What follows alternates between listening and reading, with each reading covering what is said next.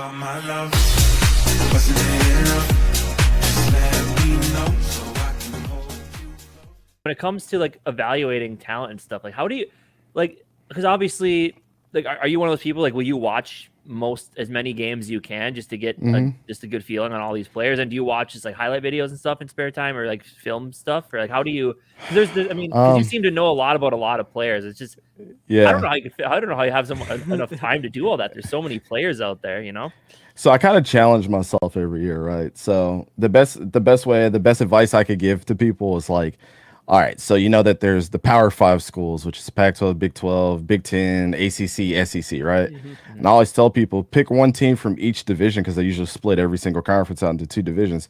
Pick two teams, and they'll eventually play everybody in that conference, and you won't have to focus on one team over another. So then, like last year for me, it was Vanderbilt and Georgia who I was looking at in the SEC. Everybody knows Vanderbilt sucks. You know, sometimes diamond in the roughs end up coming out, you know. Right. Not everybody's going to be good, but it's easier just to, you know, you don't have to know everything between the X's and O's when a guy is good. I mean, like when I break it down, I know you guys seen the slider series on my channel, and one of the things I said at the beginning in the intro is I don't want to get as in depth with the X's and O's because there's a lot of people out there that do that, and I understand it from that standpoint. But from what I understand, playbook wise to scouting, how can I get the normal person like, you know, I mean, you guys are not, I wouldn't say you guys aren't a normal echelon, but you guys are Vikings fans. But how can I get somebody like you that's not all enthralled into the X's and O's to understand what a good player is versus a bad player? And usually most of the time, I would say probably 90% of my evaluations are usually right about a player. I always hang my hat on, like,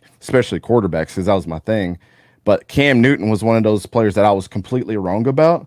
And that was years ago. So everybody that I've kind of talked about up to this point has either done really well or just not gotten the chance to even shine. So I don't really notch that as like a complete X for me. I mean, just teams like different players. But right. You know, like one of those guys right now, Matt Corral, who I think you guys should absolutely go after and get. Yeah. But he was the best quarterback that I evaluated since Andrew Luck, and people thought I was crazy. But then when I explained to him, like, find me another quarterback that did as many things as he did right in his college career, and I bet you can't find anything. You know what I'm saying? So it's kind of like those conversations that I like having. It's like, well, I'm going to challenge you in what you know because I watch this stuff all the time. So when people are like, Anthony Richardson is awesome, I'm more so of like, what did you do week to week saying that he's great? Because if you were so great, then why didn't your team have success? I mean, Florida is a primetime football school, but people are saying he's awesome because of his intangibles. I don't really care about the combine like that.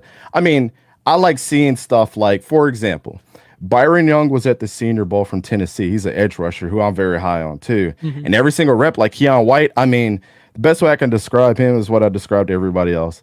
Cleats in the ground, grass in the back of him. Like every rep mattered kind of guy, right?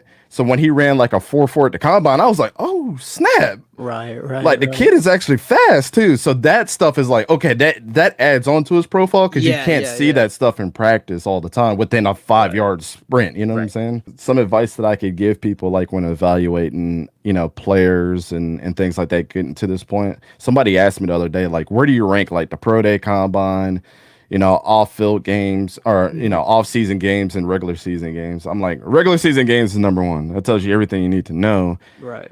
Then I would say anything like the Senior Bowl and the East-West Shrine Bowl, the games that they play after. Then the combine, then the pro day. Because I think the combine, you're with other people that are in your skill group. So it's hard to you get those nerves and everything trying to outshine them.